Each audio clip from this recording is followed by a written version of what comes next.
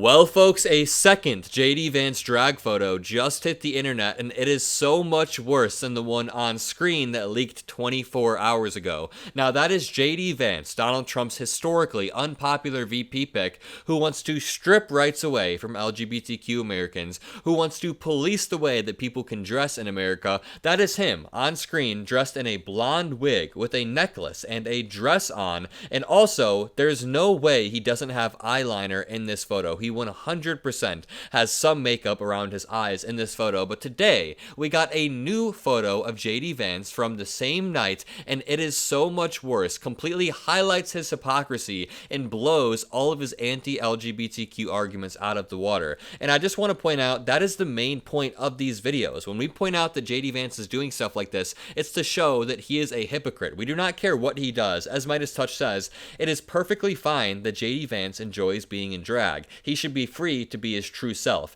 It is his judgment of others that is the problem. Not even his judgment, the laws that he advocates for that strips rights away from our LGBTQ plus friends in America. Now, if you want to dress how you want, of course, we don't care. We are liberals. We advocate for that all the time. Do whatever the hell you want, whatever makes you happy, as long as you're not hurting somebody else. But the fact that JD Vance wants to strip rights away from people and then continues to do this in private makes him a hypocrite, and it's more disgusting. That is the point of this video, so don't be confused. I can highlight this even further through this article titled, JD Vance Faces Criticism from Advocates for His Cruel Record on LGBTQ Issues. The senator from Ohio introduced a bill to ban transition-related care for minors and another to prohibit X-gender markers on passports. Now, it honestly doesn't matter what you think about gender-affirming care. We should all be able to agree that these decisions should be kept between the parent, the doctors, the child, and maybe a board of psychiatrists. Nowhere in the process should JD Vance or Donald Trump or the government or a Republican state legislature be involved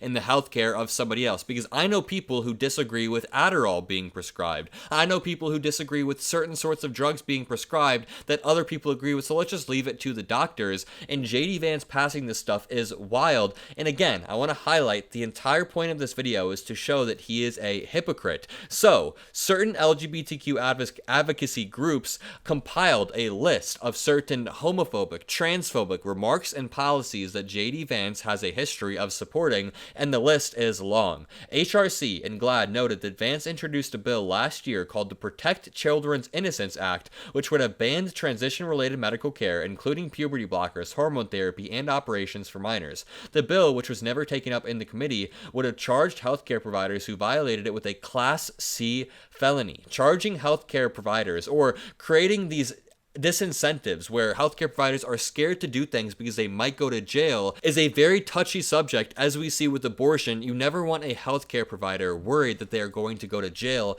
for providing some sort of life-saving care. It could be punishable with up to 15 years in prison. That is crazy. In October, a few months after he introduced the transition-related healthcare bill, Vance introduced the Passport Sanity Act, a bill to ban X-gender markers on U.S. passports, an option that the State Department rolled out in April 2022. So he wants to go against the State Department. Quote, the last thing the State Department should be doing is wasting its time and your tax dollars pushing a far-left gender ideology. Anybody who says this combination of words is homophobic or doesn't like LGBTQ people, anybody who says far-left gender ideology or woke ideology, you already know they don't like gay or lesbian people. During his Senate campaign in July of 2022, Vance told Mission America, a right-wing Christian org, that he would oppose the Respect for Marriage Act, a bill to ensure federal marriage protections for same-sex marriage. So, I think that's enough. I think you guys understand JD Vance is a terrible person. Let's get on to the meat of the video. Leave a like if you agree that this photo is much worse than the previous one. Not worse in the sense that we're judging what he's doing, worse in the sense that he is such a hypocrite. This is a man who is okay carrying a purse, acting feminine on camera. I can guarantee you, I would bet you money, if Tim Walz had a photo of him wearing a wig or carrying a purse, JD Vance would mock him for not being masculine. JD Vance would say he doesn't know what the family structure means, that he abandoned his unit. JD Vance would take it so far if this photo was of Tim Walz instead, because Republicans care so much about masculinity. So it's just funny to see the emperor with no clothes, or whatever you want to say. It's funny to see the man whose entire career is built off of being hateful, being bigoted, being a chameleon, a snake, again, turning his back and being hateful when he used to be open. He used to be okay with dressing how he wanted, as proven right here. Justice Horn on Twitter said, a second photo of JD Vance has dropped, folks. This diva is Trump's running mate. Again, I don't share this to shame those who do drag, that is never our intention,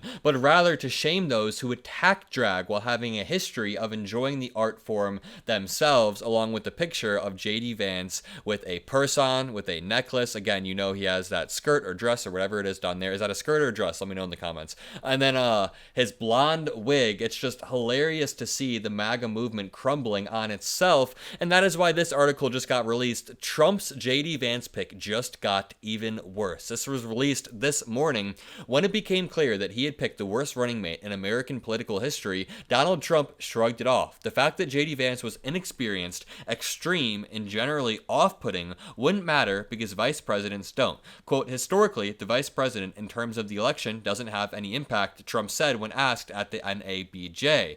Vance, for what it's worth, echoed Trump soon after, albeit in a characteristically more pathetic way. It was kind of sad. It was like a puppy that had just been abused. He was like, my attitude is it doesn't really matter. It's basically saying, yeah, I am a terrible pick. And then he also said yesterday in an interview, yeah, I am the weird one. Watch JD Vance bend the knee in the most pathetic way possible. I want to move on to something that Governor Walz has called you and Donald Trump, and that is weird. Sure. And it is taken off.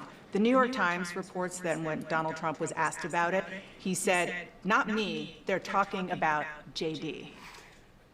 Well, certainly they've levied that charge against me more than anybody else, but I think that it drives home how they're trying to distract from their own policies. He might as well have just said, yeah, it is me. I am the weird one. It's not Donald Trump. I am the weird one. Please don't call Trump weird. Please just call me weird. In the same way that he said, yeah, VP picks don't actually matter. I am a terrible pick, but it won't matter in the long run. This is a man who will bend the knee to Donald Trump every step of the way, and he has said as much. He has said that if that were him in Mike Pence's shoes, he would not have certified the results. He would have subverted the will of the American people and gone along with Donald Trump. We won't know what Vance's impact is for a long time yet, and even then, we likely won't be able to say with any sense of certainty, but he and Trump are almost certainly right. VP picks don't really matter that much, but I could see it mattering if there is a massive difference between the two VP picks. For example, Tim Walz being a really cool guy with double-digit favorability ratings, and then JD Vance being a really not cool guy, being a really weird guy with double-digit unfavorability ratings. There's a growing sense that Vance may be the exception to the rule that VP picks don't matter. As the race tightens and Harris is leading in several polls, it's becoming clear that Donald Trump has slowed down considerably. He is very old,